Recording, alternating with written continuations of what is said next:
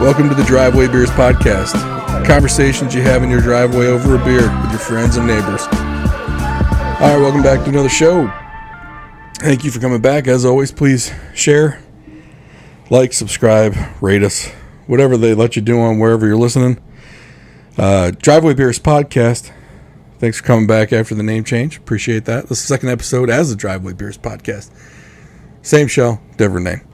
All right, so one thing I want to talk about, and this is going to be definitely a sports-oriented podcast, but one of the things I wanted to hit on was the LIV Golf Tour.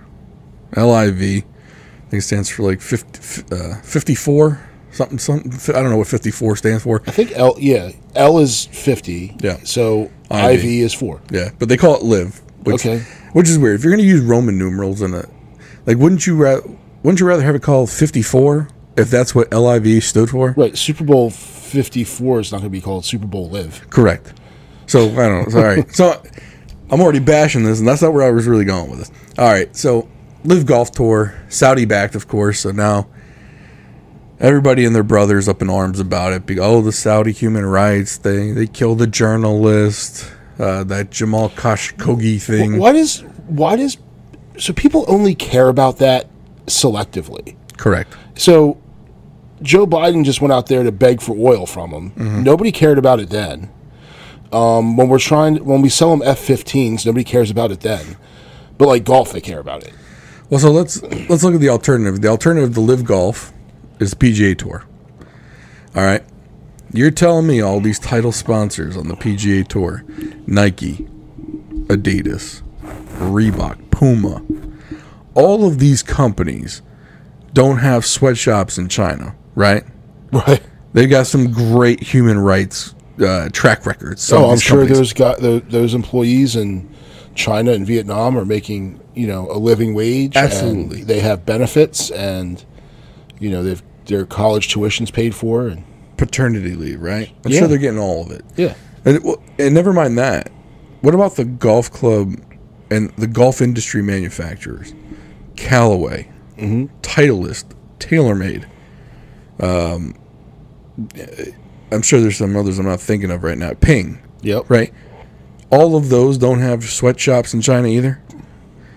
Maybe even getting their stuff made by Uyghurs. Yeah. That are enslaved in China. But everyone's going to go all up in arms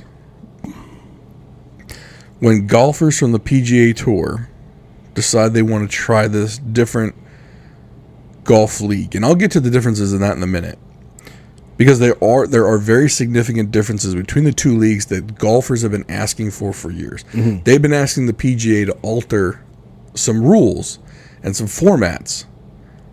And I'll get to that too as to why they were asking for that. All right. But the reason why a lot of sports journalists, like it was like Dan Patrick, Rich Eisen, I can't remember the fool that went on Rich Eisen. Like he used to be like a really big columnist. Rick something maybe, I don't remember. I can't think of the guy's name.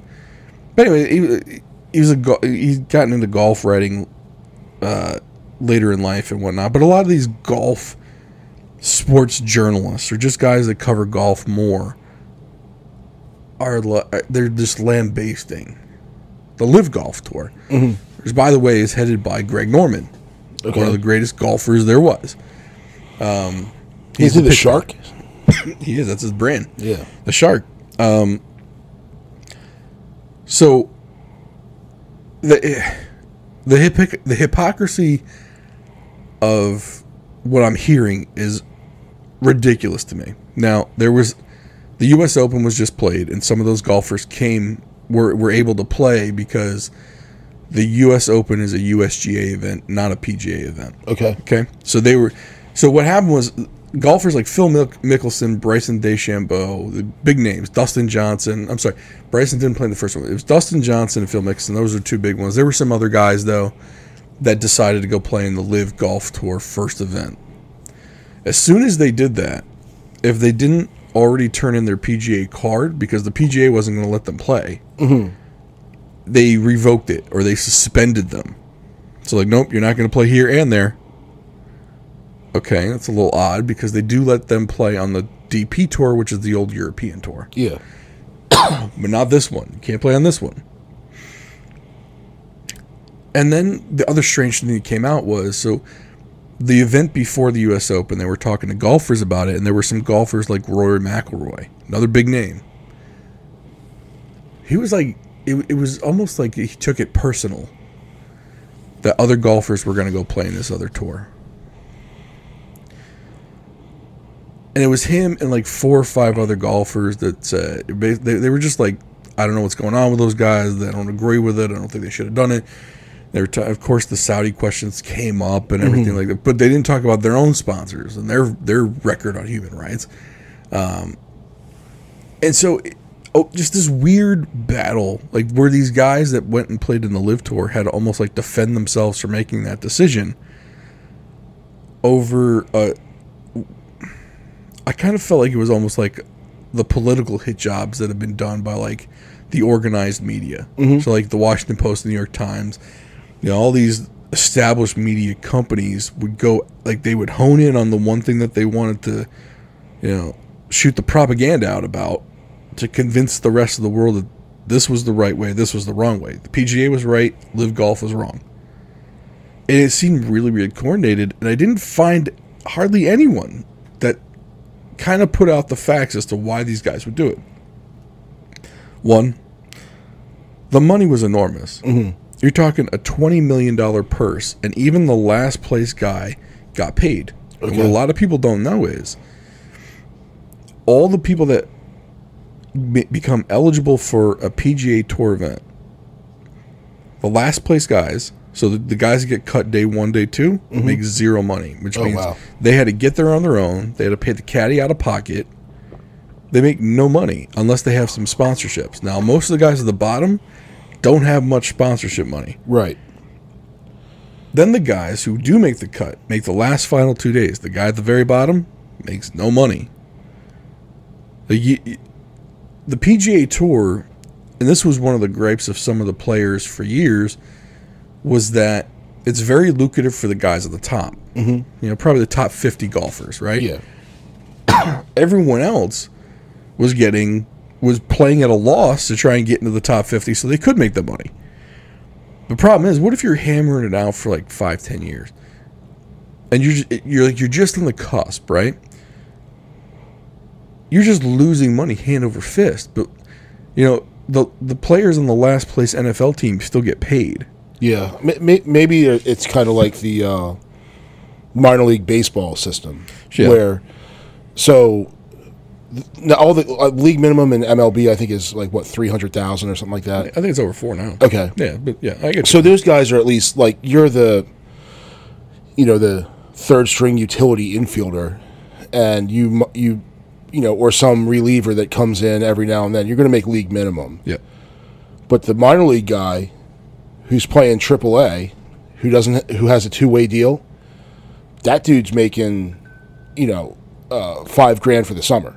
Right. But he's making some money, though. Yeah, he's making something. And they usually put him up in a host house. So they have billet houses and stuff, but those guys, they still have to pay, because like they have clubhouse dues and stuff like that. They have to pay, like the bat boy, the players all pay for that stuff. Right. So I guess maybe that's the PGA model, which... Well, the PGA model, though, is like they get zero. Yeah. I mean... I'm looking at minor league salaries kind of zero anyway. Yeah, but at least, look, it's something, right? Yeah. And at least you're on the radar of the major league team. Like, you have a path forward. Yeah. These guys, it's a complete talent base. Like, you either can make it or you can't. But it's costing them money as they're trying to do it. Yeah. Right? So, that was part of the gripe. So, part of the gripe was, so the new tour, 25 million, or 20 to 25 million per event. I think there's only 8 events. Everyone gets paid.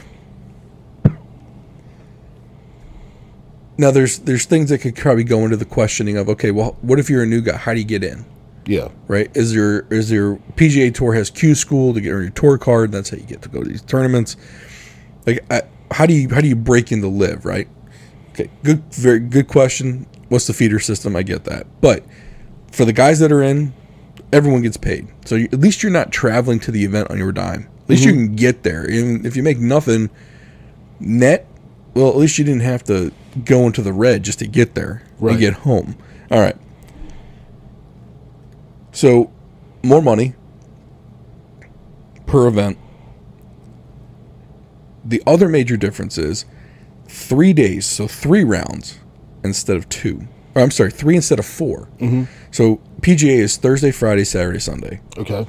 LIV Golf, Friday, Saturday, Sunday. Now look, if these guys are traveling all over the place, and I'll get to this kind of ties into the next point of number of events. The PGA Tour, I think, was like 44 events. I think it's in that range for 52 weeks. Yeah. And the big names they only got to skip like a couple because the PGA wants the big names at the tournaments, even if they're not the majors, right? But these guys are like, look, like if a guy like Phil Mickelson's making $44 million a year, do you think he wants to go to like the tour stop in St. Louis? Right. No. He wants to play his 4 majors, and especially if he's only going to, like, if he goes to St. Louis and wins, what's he going to wins $1 million? Whereas if he goes to the Masters and wins there, he's probably going to get like $10 million. Right? That's a big difference. And once you get to a certain stature, why do you have to go play at the St. Louis plate? You know, why? Nothing against St. Louis. It's just not as big as the St. Louis tour stop is not bigger than the Masters or the PGA Championship or the U.S. Open or the British Open for that matter. All right, so a lot of the guys were like, "Hey, can we?" The schedule's too big for us to have to go to all these tournaments. Like, they don't get to go home. Like, think about it. If you got to play Thursday, Friday, Saturday, Sunday, well, you got to play your practice round Tuesday and Wednesday. So what do you get? Two days that you're... And that's a travel day. Yeah, and it's not like... Everyone's like, well, most people only get a 2-day weekend. No, not a weekend. They're not home. Like, they're not even home. They don't get to see their kids at night, their wives, their wives, whatever there is. Like, they have to be on the road. And a lot, like, that's not for everybody, right? Okay. LIV Golf, 8 events, 8 weekends, and because the purses are so big, you're almost taking the entire purse amount, and just divvying up amongst less events. Yeah. And that shorter season appeals to a lot of people. So then after the first wave, the second wave of players decided they're going to go.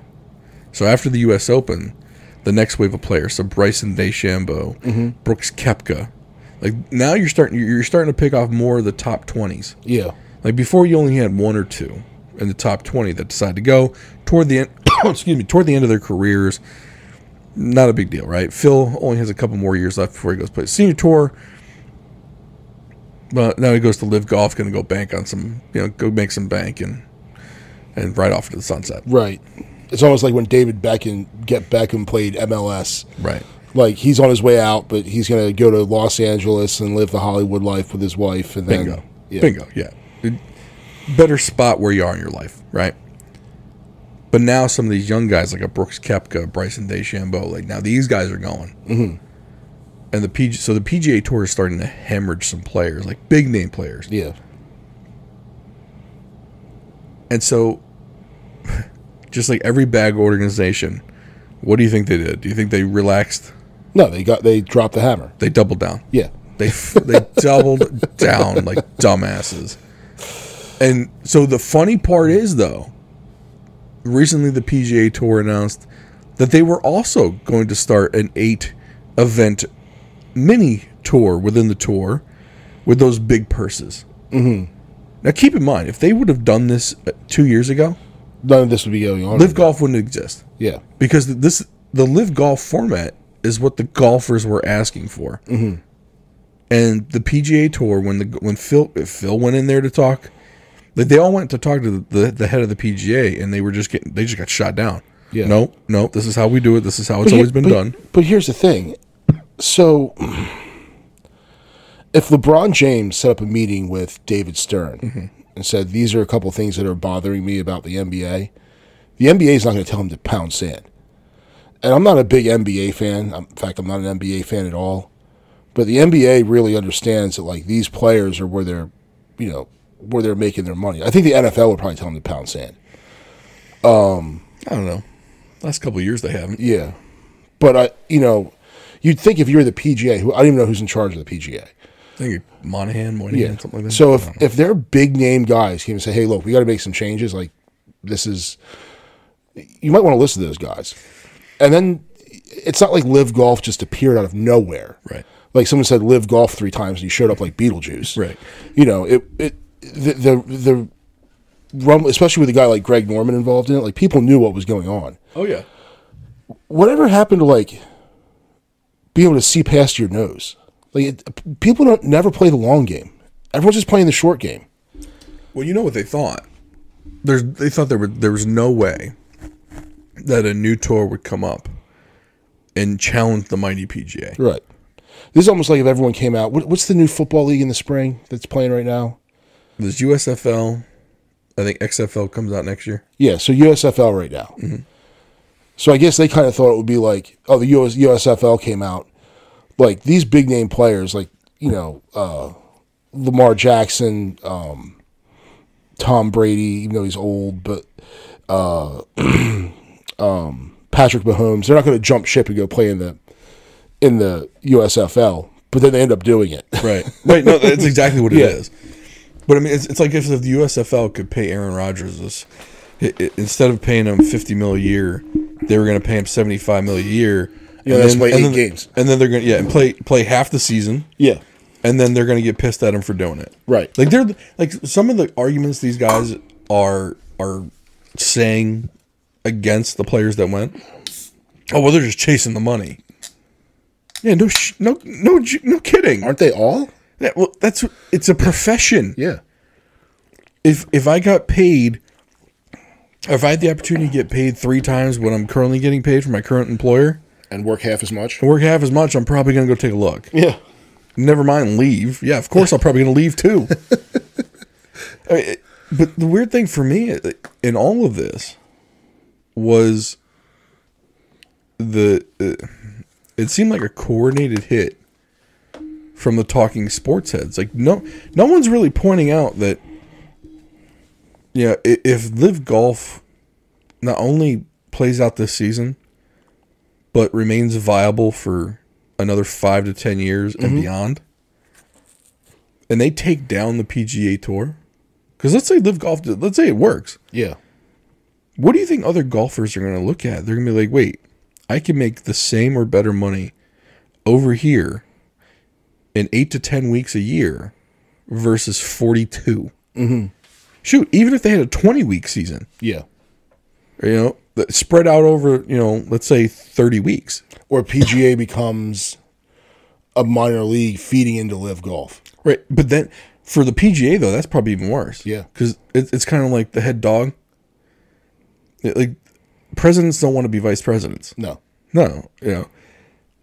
It would, I think it would destroy the PGA Tour. Yeah. If it's successful. Now, look, if I've learned anything over the past couple of years, powerful people can do powerful things to make organizations fail. Mm-hmm. Okay?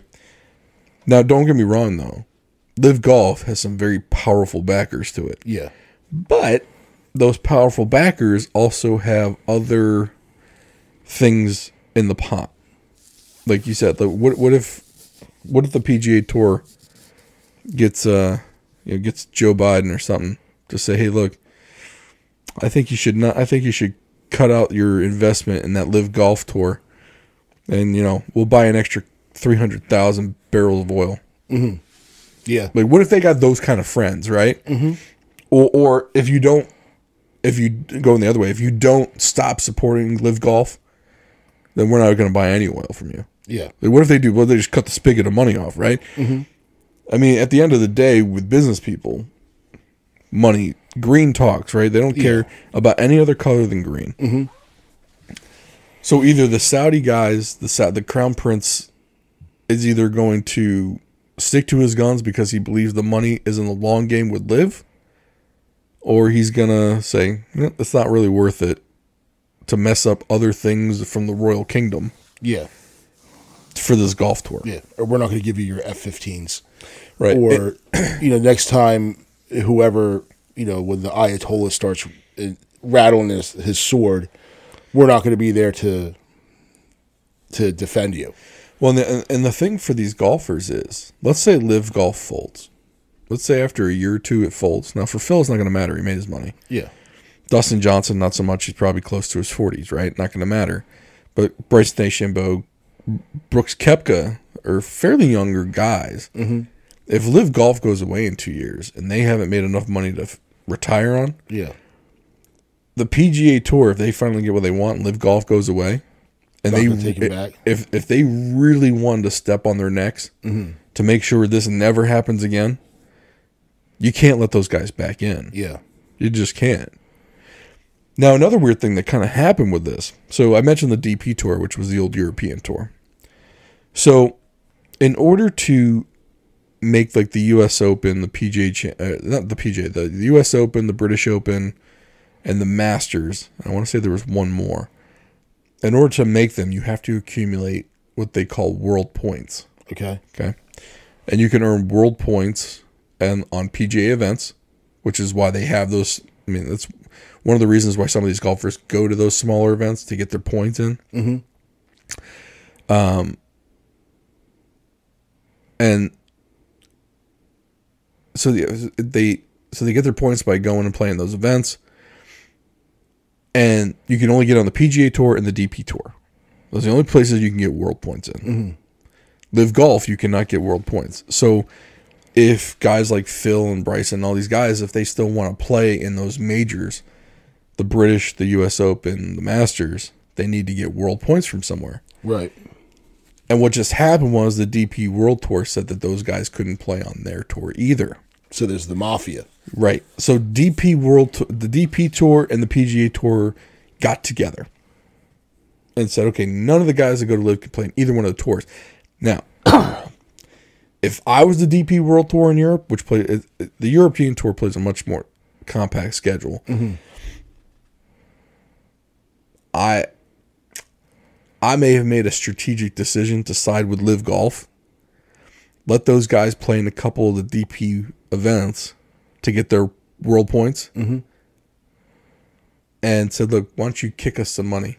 Because it's not a big tour. It's not the PGA Tour has a lot of money compared to the European Tour. So if LIV Golf kind of said, look, here's some money, bump up your purses, take your kick on the side, and let our guys get some points. Yeah. Because what's the PGA Tour giving the DP Tour? Nothing. Not a damn thing. They let their golfers go back and forth to play between the two. But other than that, and the other weird thing is, like, if I'm a golfer, because remember I about 5 minutes ago, I mentioned that the PGA Tour miraculously came up with this other eight tournament option. Yeah. With purses at $20 million. It's like the exact setup, other than the team aspect of it, because LIV Golf has like a team aspect to sport parts of it. But other than the team aspect, it's literally 8 events with $20 million purses. If I was a PGA golfer, my first question is, where did this extra money come from? Right. Why are you all of a sudden able to get it now? But when we were asking for it 2, 3, 4, 5 years ago, no, can't. We're broke. You didn't have it. Yeah. You just pulled the rabbit out of a hat, and you're creating the exact thing we're going to do with LIV Golf. If it were me, it's like, that's a little too late. Yeah. Yeah. Maybe they just printed it off like everyone's doing nowadays. Let's print it off some money. Yeah. Well, right. Get that money machine working. So the LIV Golf has a team aspect? A little bit, yeah. So they got, I forgot what the field is. I forgot how many are in the field, but it's like teams of like 4 or 5. So it adds like a little bit of a team aspect. I mean, they play as individuals. Yeah. But then they also accumulate a team score. So it's almost like NASCAR F1, where you'll have a team who races but it's even team points and constructor points and all that other stuff in F1. Yeah.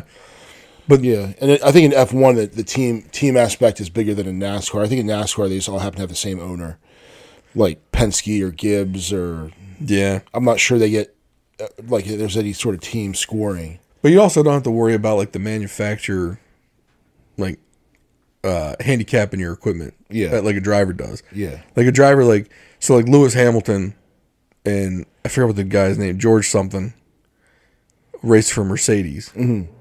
Does George have to wonder if they're not giving him the same or better equipment than they're giving Lewis Hamilton, who's been number one forever? Yeah. Right. So you don't have to worry about that if you're on a LIV Golf team. Like you're just out there playing. You got your individual score, your individual rank, and then but it goes toward your team score, which as a team you can win more money. Right. So it's like you win as an individual, you can win as a team.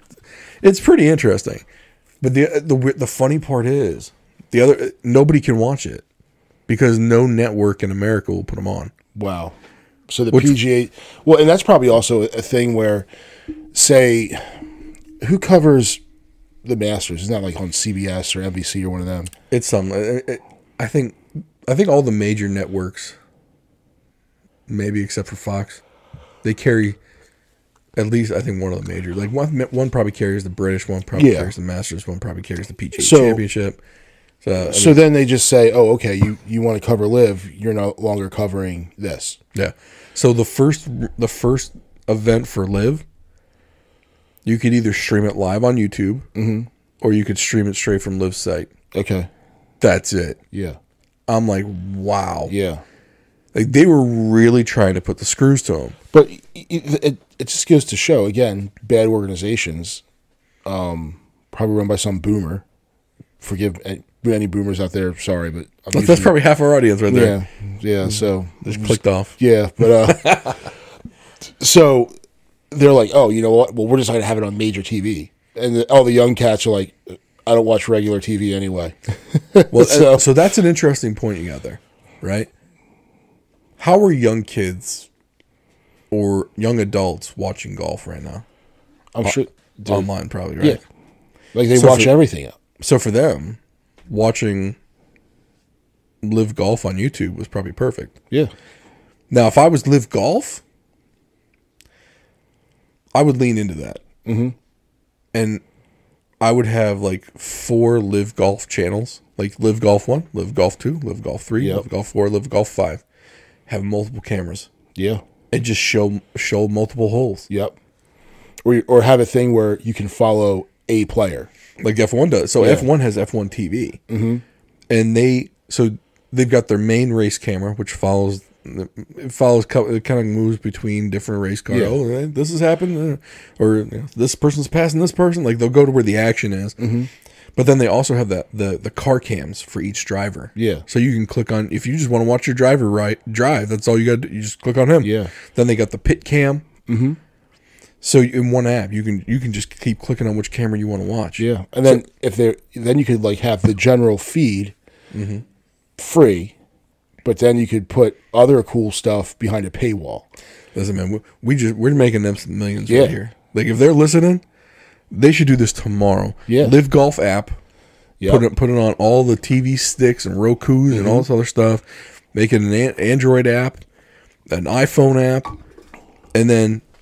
But like you said, though, have your 5 feeds on YouTube too. If you want to watch regular golf coverage, that's LIV 1. Yeah, you just watch the golf, and then that's free. Whoever wants to watch it can watch it. And then, if you want to follow a golfer around everywhere, that's behind the paywall. If you want to watch a golfer warm up and at the driving range, just blasting balls before they play. That's another thing that you can do. Like, there's a whole bunch of content that you can put behind a paywall where it's still the kind of nuts and bolts, like the regular stuff is free. But if you're really into it and you want to see, you can even have it where you've got the feed that you can hear the talk between the caddy and the golfer. Yeah, man. And there are people that would just, like, be all over that. So I think you're 100% on the point right there. The only thing I wouldn't do is for the first, if you really want it for people to watch and get the whole feel of it, I'd make it for all of it. I'd make it all free for 3 years. Yeah. Suck them in. Mm-hmm. And then at year 3, be like, oh, we're gonna charge $50 for the season. Almost like you could make it like pay-per-view, or you could. It's almost like MLB TV at that point. Yeah, which I'm still paying for. Well, the funny part would be like with F1 TV. F1 TV, which is where they do all the cameras and stuff like that, is $80, mm-hmm.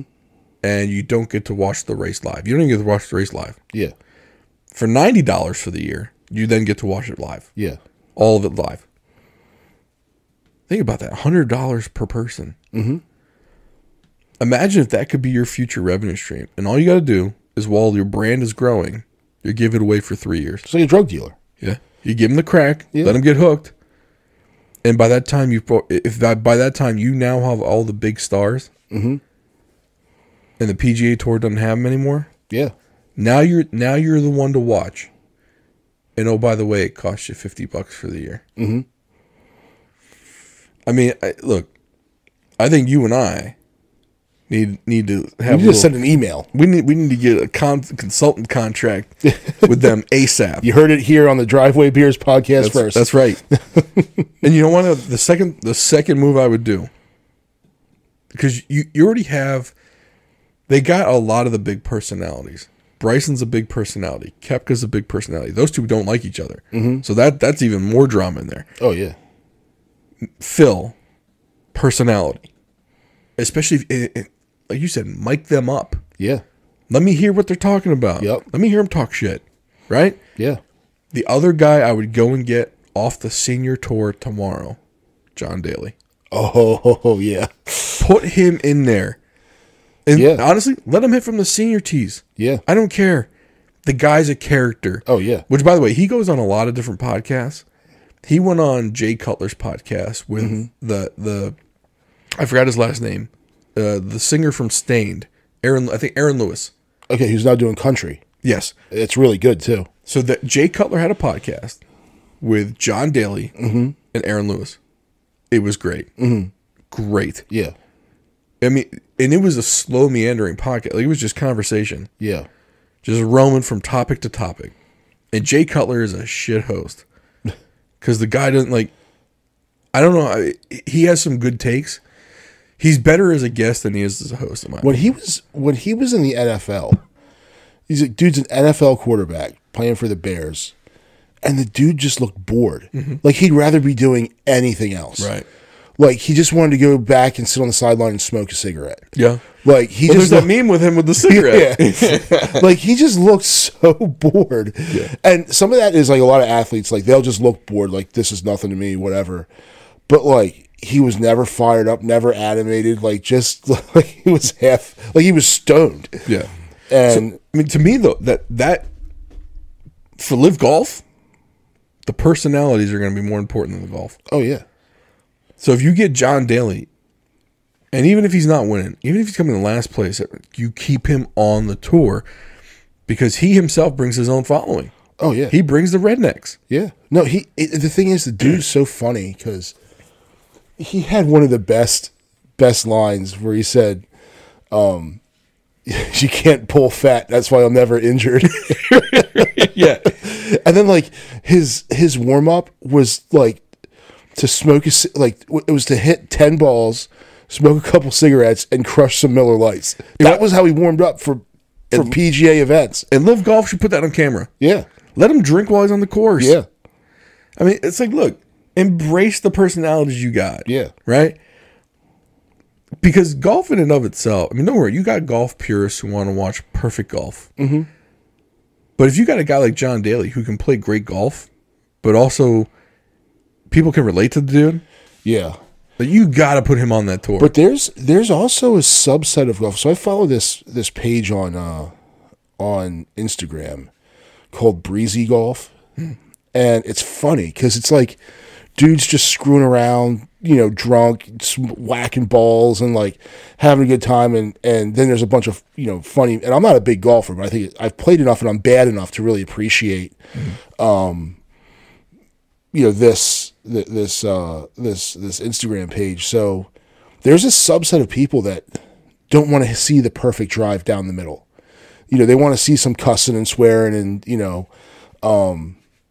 So you can almost appeal to that redneck, uncultured side of golf. I'm going to one-up you. There's a YouTube channel called Bob Does Sports. Mm-hmm. And he's just now starting to find his own. But he's a middle-aged dude. I'd say he's probably in his late 30s. Mm-hmm. And it's him. And he calls his buddy who was on the show with him calls Bobby Fairways. Mm-hmm. The guy that's with him is Joey Colcuts. And then every once in a while they get another one of their buddies on, and his name's Fat Perez.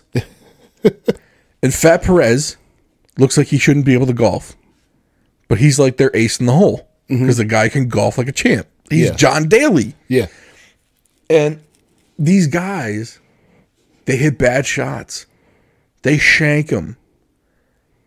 But the weirdest, like, I watch their 28 to 30-minute video. I've watched an hour-long video of them playing a round of 18 like garbage because they're entertaining. Mm-hmm. Like, I'm not saying LIV Golf needs to be that. Yeah. But it's to your point where there's an appetite out there for the viewing public to not watch perfect golf. Right.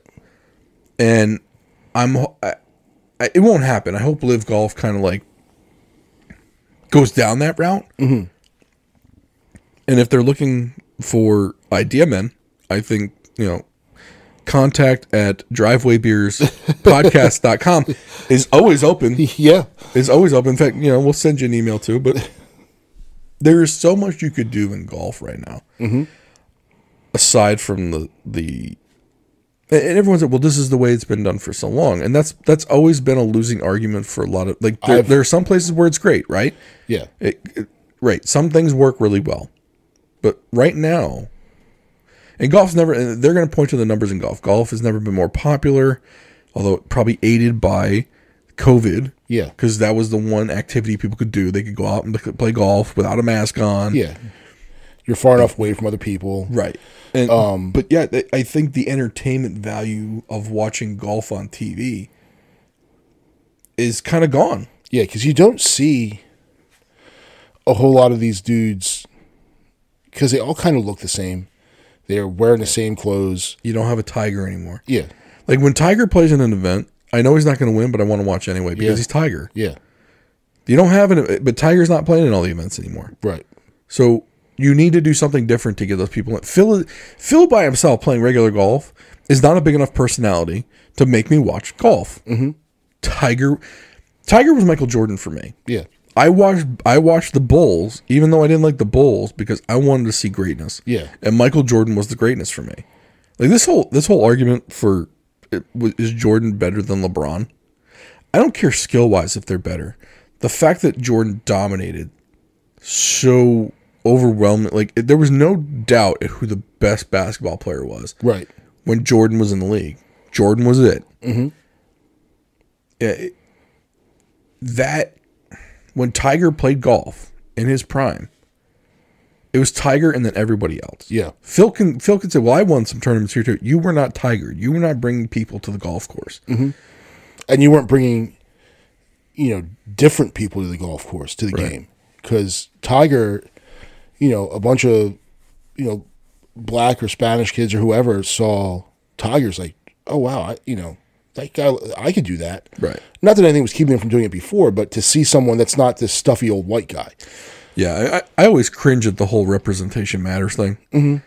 But there is some truth to it. Yeah. There absolutely I cringe at it because I'm a stodgy old white guy. Yeah. I see stodgy old white people everywhere. Right. But you're right. I mean, I'm sure there's something to that. It's kind of like a couple of my buddies who were black. Yeah. One of the comments, and this guy was when President Obama was elected, he goes, that whole thing of you can be anything didn't really resonate until when he got elected. Yeah. Because he finally saw a black person in the highest position in the land. Yeah. So for someone like me to say it doesn't matter. Right. Because I have representation for myself. Yeah. But for other people who don't, it does matter. Yeah. And so that. But you're right. He brought a huge demographic to golf. Yeah, and I think little kids, they see they want to emulate someone that reminds them of them. Right. So well, it helped though. He was 21, 22 years old. Yeah. Winning golf tournaments. So he not only brought different types of kids and whatnot, he brought young people back to golf. Yeah. Like young adults back to golf. Like, hey, one of us is beating these stodgy old white dudes. Yeah. Or they're just stodgy old dudes. Let's not even say they're white. Yeah. Because, I mean, you had your Chichi Rodriguez's. Right. He was out there. And who was the other guy? Was it VJ Singh? Yeah. He was there. And Ernie Els was technically African. Yeah. From South Africa. Yeah, kind of like Elon's. He's an African American. Yeah. Right. Yeah. But yeah, no. So I definitely wanted to hit on the LIV Golf PGA situation.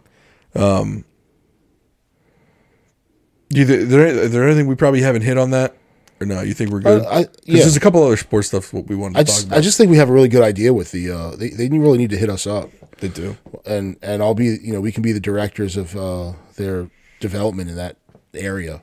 Yeah, I mean, we're not saying they need duffers out there.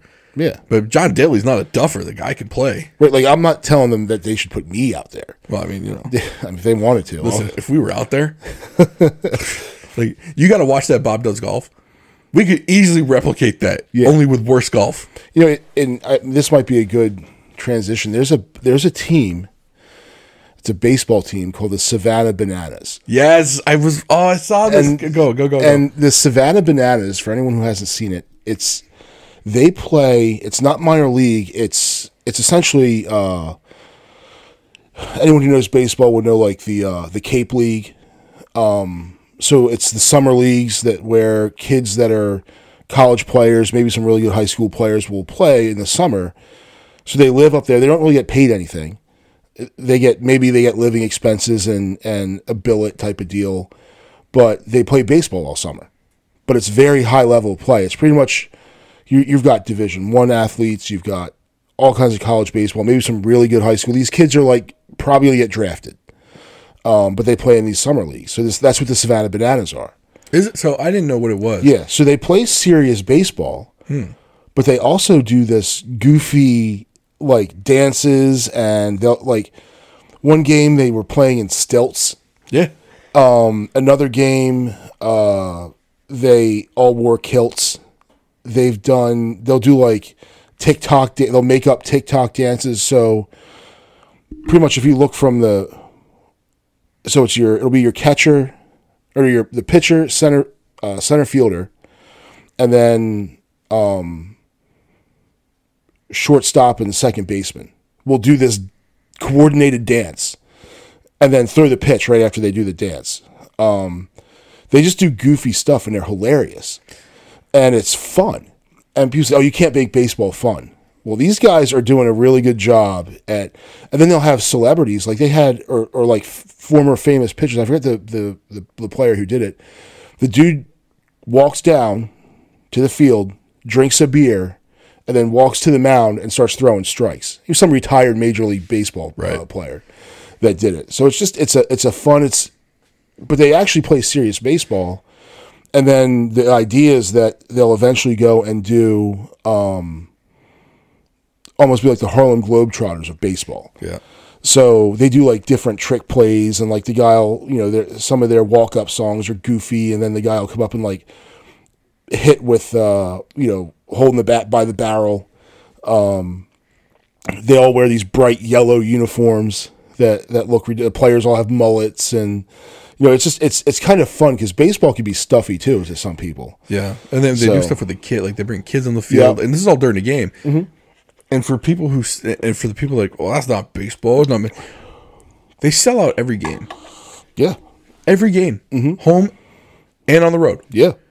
So I don't care if people think it's real baseball or not. Yeah. Even if you want to classify it as entertainment, like the Harlem Globetrotters is, I don't care. Yeah, but it's something like I would take my kids. Oh yeah, and why? So and people say, oh, that's not a sport. That's entertainment.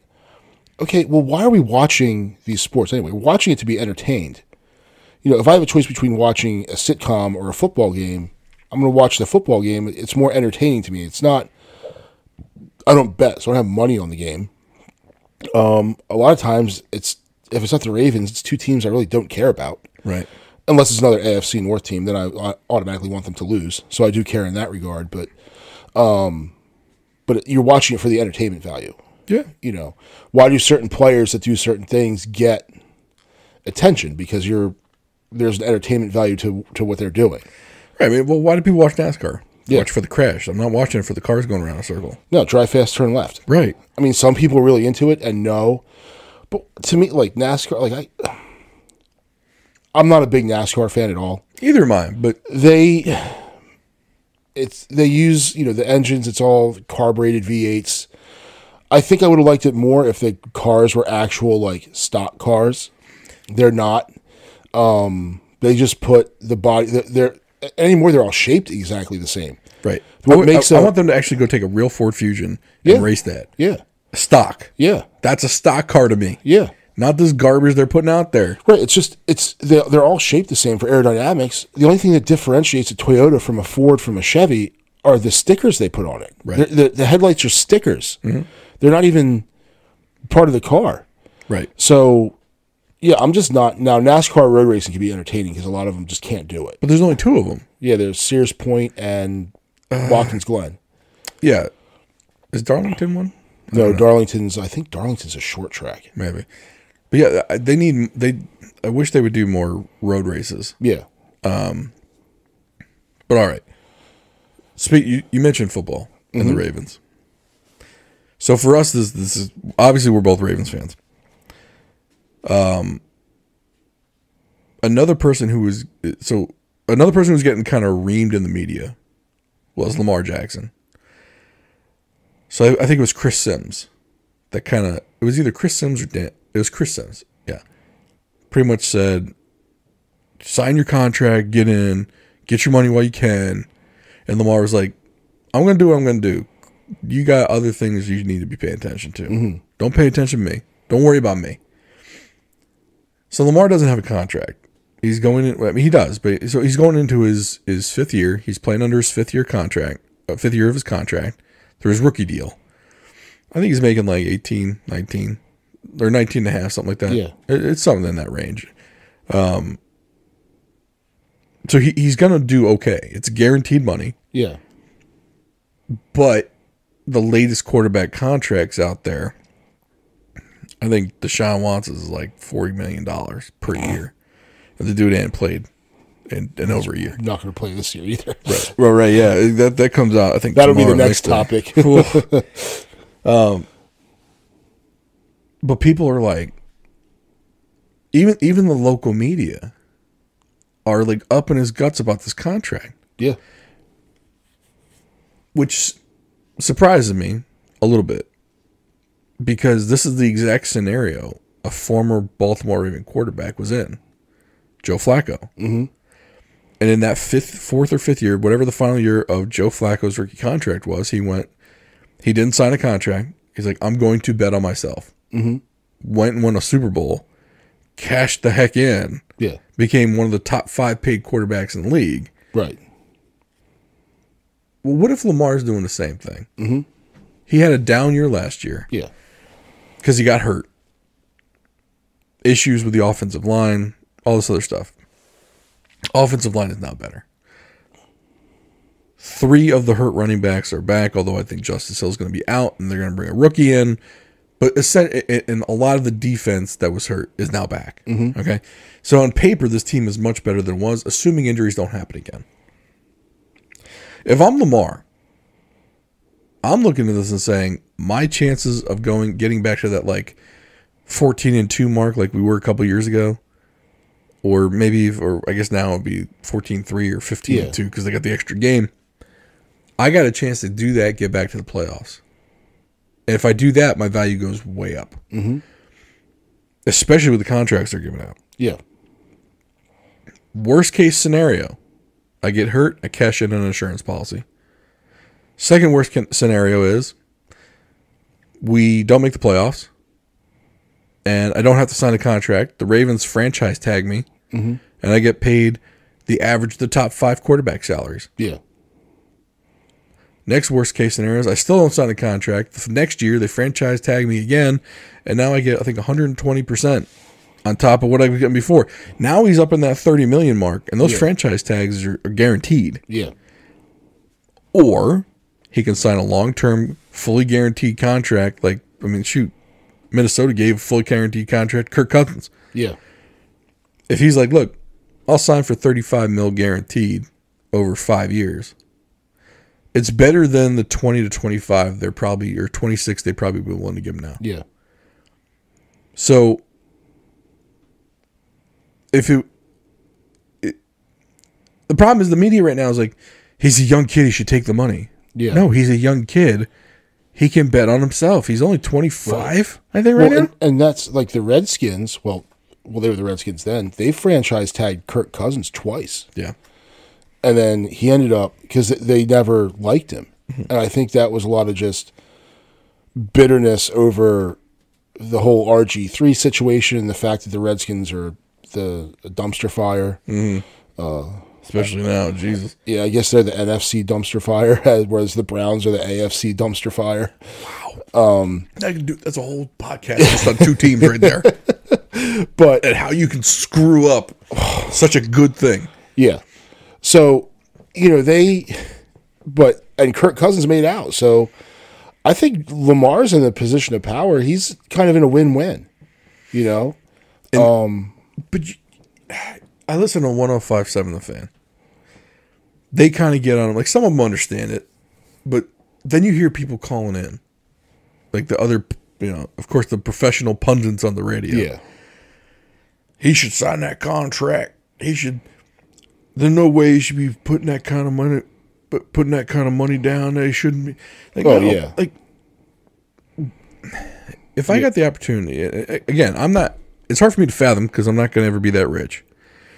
But if they're offering me $25 million now because I got hurt last year, or I could be looking at $35 million or $40 million next year. Yeah. Annually, that's $15 million. That's a lot of money. Yeah. Why would I sign for 25 now when my injury history is pretty good, especially now that they're putting some offensive linemen in front of me? Yeah. One of the first round picks was the top center in the draft. You brought in some backup tackle help just to make sure your left tackle doesn't break down again. Yeah. And you're not starting a 35, 36-year-old retread from Pittsburgh. So by all intents and purposes, your offensive line got better. Yeah. To protect him. Your running backs are now viable running backs, not retreads that can't walk anymore. You got your receiving core isn't great, but it doesn't need to be. Yeah. Because everyone's worried about you. Yeah, and then Andrews. And then you've got the best tight end in the league. Yeah. Who, by the way, had the 5th most receiving yards in the league. Yeah. Or within the top 5 receiving yards. Never mind the fact you got 2 more young, good tight ends that can catch the ball. So by all accounts, the offense got better as long as people stay healthy. Yeah. Your defense got 2 all-pro corners back with Marcus Peters and Marlon Humphrey. They're back. Your top pick in the draft was one of the best athletic, strong safeties in the country, the guy from Notre Dame. Yeah. You brought in one of the top safeties in the league from New Orleans and paid him as a free agent. Oh, and by the way, you still got Chuck Clark. Yeah. Who's pretty good. Everyone's going to be, well, the linebackers aren't that great. I guarantee you Chuck Clark is going to be more in the box than he was last year. They're going to let those 2 safeties they brought in play safety. We're not in the days when you need a Ray Lewis-sized linebacker. Yeah. You just need a dude that can run. Yeah. So if you got Patrick Queen and Chuck Clark playing your linebacker spots, those 2 quick dudes. I mean, Patrick Queen was quick to begin with, but now you got a safety down there playing some linebacker. Yeah. That's some heft. That's some speed right there. So if all your defensive linemen do, and they talk about sacks and all this other garbage, look, if all your defensive linemen do are keep the offensive linemen off your linebacker so they can go sideline to sideline, yeah, you would become infinitely better than you were last year. Because you got to remember, they're starting Josh Bynes last year at linebacker, at middle linebacker. Yeah. You know what I mean? I just think they're in a much better position now than they were last year. So if I'm Lamar and I see the pieces we just mentioned, what was that? 10 spots? Yeah. 10 out of 22 spots got better? Yeah. I'm going to bet on myself and I'm going to get that extra 15 mil per year because that's not chump change. Right. And all these people saying, well, you should sign now, get the guaranteed money right now. Well, and I the think franchise tags are guaranteed. Yeah. And I think that's a lot of fans who are afraid that he's going to go somewhere else. Oh, yeah, that's true. I don't think I think the Ravens are smart enough to say, hey, we got to hold on to this dude. Like, he's our face of the game. Like, and the thing is, like, he's not a discipline problem. Like, heck no. Everyone who's ever had any interactions with the dude says he's awesome. Mm-hmm. You know, he was just he'll randomly show up to a high school football game. Right, on a moped. And just, like, watch the game. And not with an entourage, like, just be like, hey, is that Lamar Jackson? Like, yeah, we think that's, oh my God, Lamar Jackson's here. Right. So, you know, I think it's not a bad move. And I think, like, listening to Daryl from Dundalk on financial advice is probably not the best thing to do. I think Lamar's got people that are steering him in the right direction. Right. Yeah. So, and sorry, Daryl from Dundalk. Right. Right. What is it, Tony from Middle River? Yeah. Like, come on now. I don't think you guys really know what's up. Yeah. But let's put you on the radio anyway. But and I forget, what was the we had a list of things we were going to talk about sports wise. Well, so the thing that I just find amusing is, so dumpster fire teams just make me laugh, and the perennial dumpster fire is the Cleveland Browns. Yeah. And I have a friend who's a Browns fan, and I said, "What are you guys doing?" He's like, "Oh, you know, he didn't have a good year. Deshaun Watson's this and that." I said, "That dude is a train wreck." Like, he's got 24 active lawsuits for, like, abusing getting rub and tugs or something. Like, he settled 22 of them. No, it's okay, 22 of them. And oh, by the way, he got 2 new ones. So yeah. I think he's got 4 open still. Like, wow. And you're gonna sign this guy? And look, Baker Mayfield may not have been perfect. First of all, he was your first round draft pick, Heisman Trophy winner. He did okay. Like, it wasn't like he was a disaster. He was doing all the commercials where he was pretending the stadium was his house. Mm-hmm. Now, I do not like when players who haven't done anything, and RG3 did it too. Dude hadn't done shit and was making Subway commercials. Every Subway commercial. And this and that, and then this guy is pretending I don't remember what Progressive. Progressive, like the stadium's his house, and you know, but I don't think he warranted that treatment. But now Deshaun Watson's looking like he's probably going to be suspended for the year. And they're like, "Hey, Baker, hey, buddy." Like, they're not going to do that. Yeah, I don't think that was ever a possibility. That relationship before they even signed Deshaun was over. Yeah, but the weird thing, I don't understand why they thought he was so bad. The year before last, they won their playoff game against Pittsburgh. Mm-hmm. Lost to Kansas City. Yeah. This past year, they're trying to base everything off of this past year, when he basically didn't have any shoulders left. Yeah. Like, his non-throwing shoulder got hurt, and then his throwing shoulder got hurt. Yeah. And he still played. Yep. You mean to tell me he wasn't worth picking up the 5th-year option? And well, they did pick up the 5th-year option. But he wasn't worth rolling the dice on for $19 million? Yeah. When the highest quarterback salaries were in the $25, $30, $40 million range? Yeah. You mean to tell me you didn't want to give him a healthy year at $19 million to see if he was your long-term option? When, by the way, he's the only quarterback in probably the last 20 years who's won you a playoff game. Yeah. You are the Browns. You have been the worst team for 20 years. Right. I mean, they drafted Johnny Football, for crying out loud. Right. With a first-round pick. Tim Couch was the number 1 overall pick. And you're telling me, because maybe the guy's a little bit cocky, or that Odell Beckham doesn't like him? Yeah. That's reason enough to let him go. And they keep trying to say... OBJ's not there anymore anyway. He just won a Super Bowl with the Rams. Right. So first 3 plays in the game, busted his ACL. He didn't win a Super Bowl. He got a Super Bowl ring. Right. Hey, he was there. He won it. So. Sure.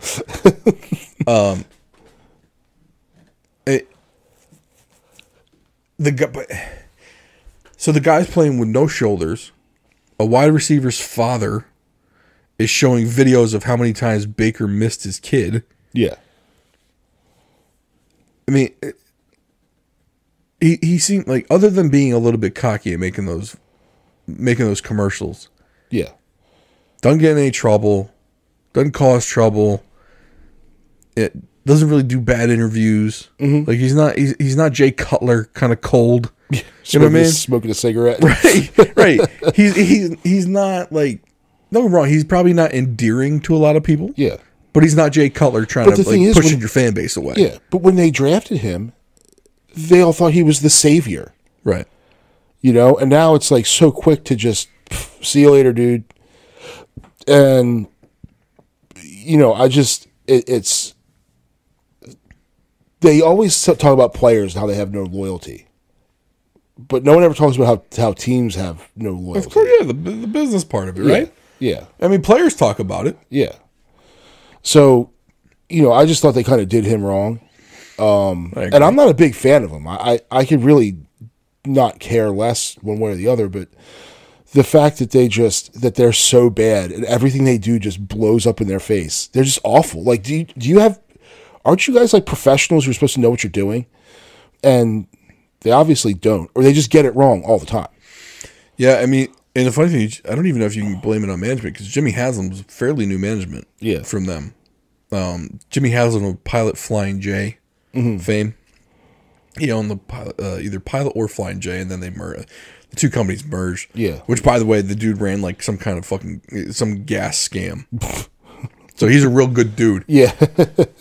But yeah, it's almost like the Browns' name is a verb. Yeah. Like, you Brownsed it up. Oh, yeah. If I want to say you screwed something up, you Brownsed it up.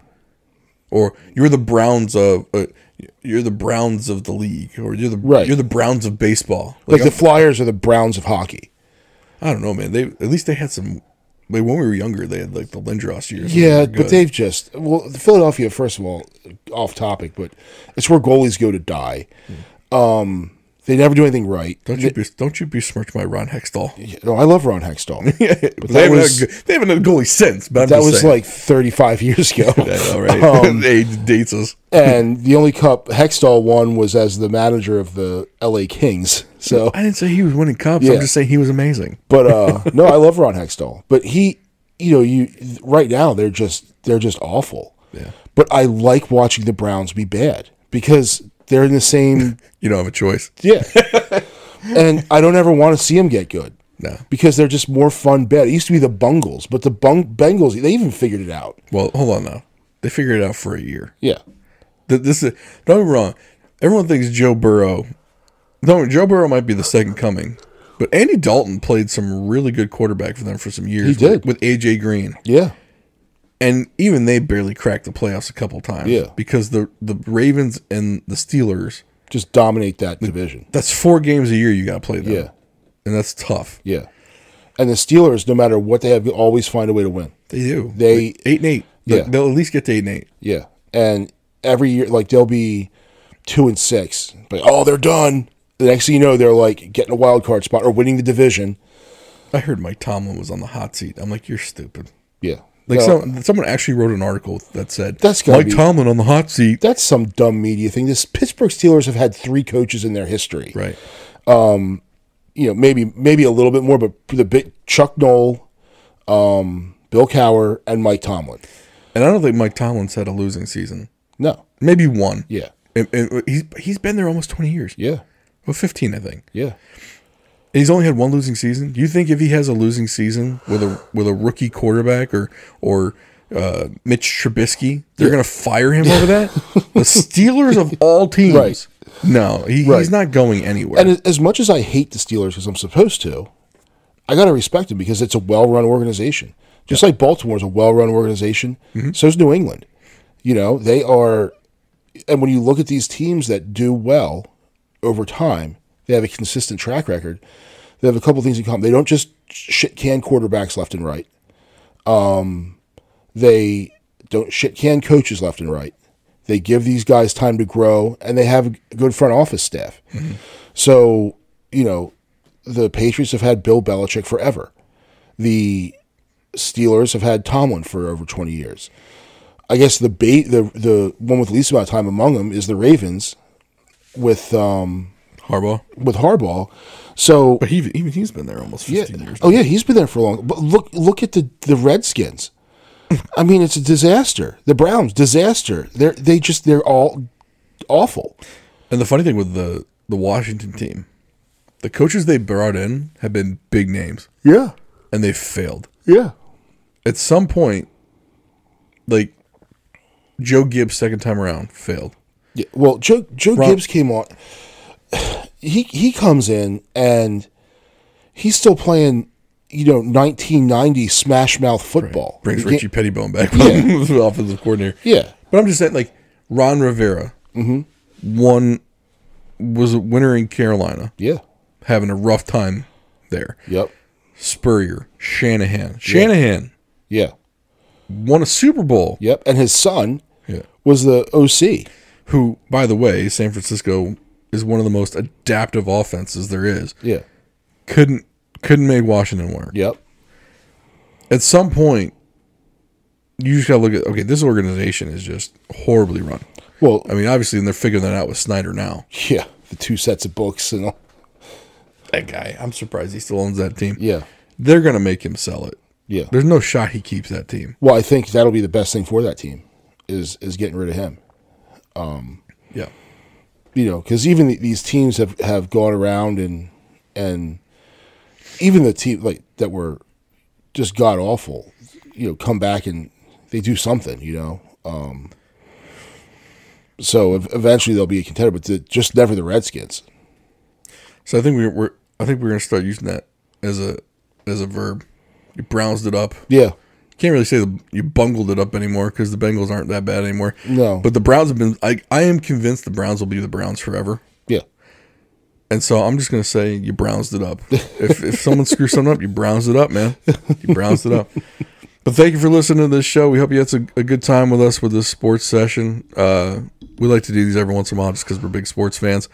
Even though we're not a sports show, we like to kind of dip our toes in the sports water. So I hope you like the show. Give it a thumbs up, give it a like, give it a subscribe or whatever. Rate it. DrivewayBeersPodcast.com, the new website, private internet access. Click on that link if you want to get a VPN, protect your information online. And we will see you next time.